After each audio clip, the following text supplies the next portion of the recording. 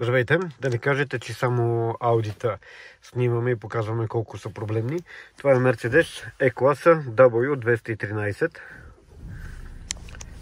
на 190 000 км, което километрите са съвсем нормални за тази година.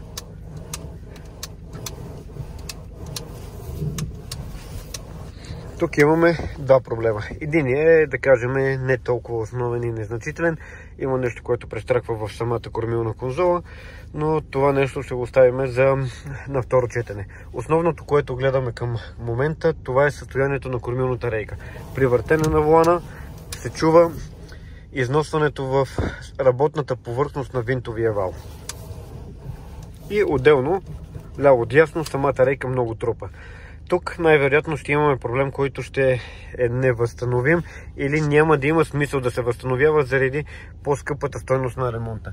Ако се наложи да сменяме винтовал, ако се наложи да сменяме мотор и управление, тогава рейката стига цена, която не си заслужава да се рециклира и препоръчваме подмяната с нова.